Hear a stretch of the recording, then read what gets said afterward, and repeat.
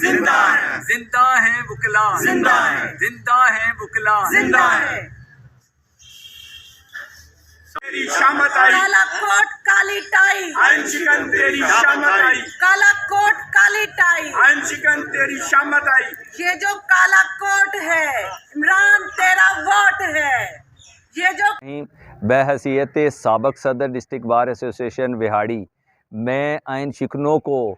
کہتا ہوں کہ وہاڑی کے وکلا زندہ ہیں اور اس کسی بھی آئین شکن کو ہم معاف نہیں کریں گے، اور ہم chief justice supreme court of Pakistan سے اپیل کرتے ہیں کہ وہ از خود نوٹس لیں، اور جنہوں نے ہمارے آئین کو چھیڑنے کی کوشش کی گئی ہے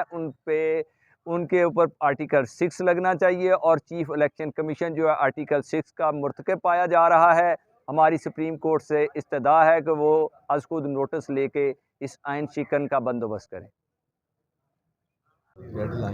بسم اللہ الرحمن الرحیم۔ جی، آج جس طرح وہاڑی میں تمام وکلا کی طرف سے الیکشن کمیشن کے جو ایک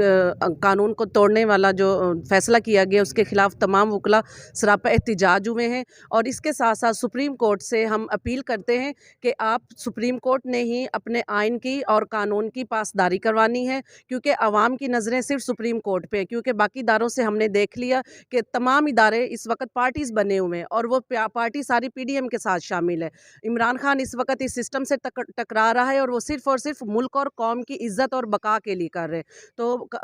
سپریم کورٹ آف پاکستان کو یہ چاہیے کہ وہ عمل درآمد کرے آئین اور قانون کے حوالے سے، اور نہ صرف ان کے غداروں کے اوپر آرٹیکل 6 لگائیں، بلکہ جو 30 اپریل کا جو الیکشن کا ٹائم مقرر کیا گیا تھا اس کے اوپر الیکشن بھی ہونے چاہیے۔ اگر اس بار یہ نہ ہوا تو ہمیشہ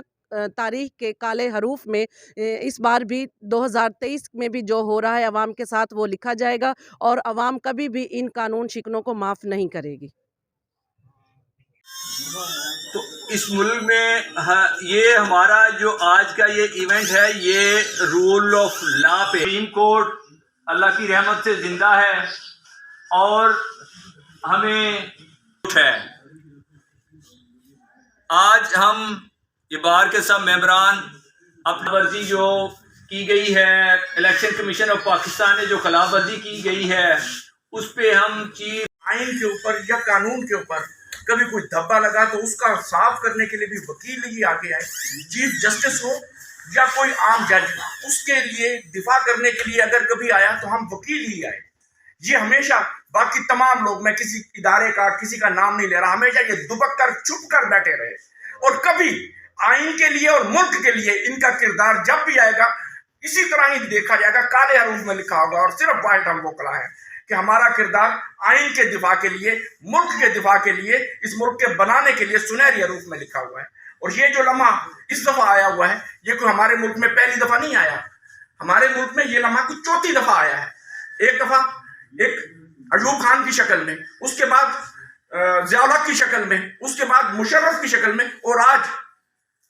جس کی شکل میں ہے وہ پاکستان میں ہی نہیں ہے۔ تو ہم نے ان تمام کا دفاع پہلے بھی کیا تھا اور آئندہ آج بھی کریں گے، اور سپریم کورٹ آف پاکستان کو کسی بیک اپ کی ضرورت نہیں ہے، اسے پتا ہے سپریم کورٹ آف پاکستان کو کہ وکلا اس کا حصہ ہیں۔ بسم اللہ الرحمن الرحیم۔ آج وہاڑی بار پورے پاکستان کی طرح، باقی بارز کی طرح وہاڑی بار نے بھی باہر نکل کے احتجاج کر کے اس عزم کا اعادہ کیا ہے کہ جو بھی آئین شکن ہوگا اس ملک میں، اس کی آئین شکنی کے خلاف وکلا ایک ہراول دستے کے طور پہ سپریم کورٹ کے ساتھ کھڑے ہوں گے، اور الحمدللہ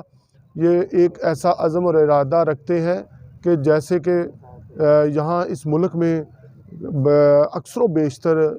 آئین اور قانون پہ قدغن لگائی گئی اور اس کی پامالی کی گئی، یہ وکلا انشاءاللہ جب بھی اس ملک پہ اس کے آئین پہ کڑا وقت آیا ہے ایک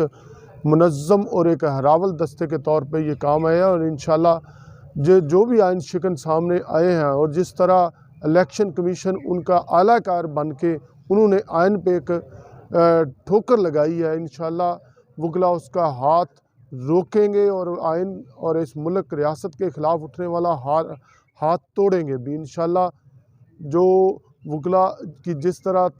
تنظیمیں اور جس طرح جد و جہد اس میں شامل ہو رہی ہے. انشاءاللہ جو آئین شکن ہے ان کے خلاف آرٹیکل 6 ضرور لگے گا.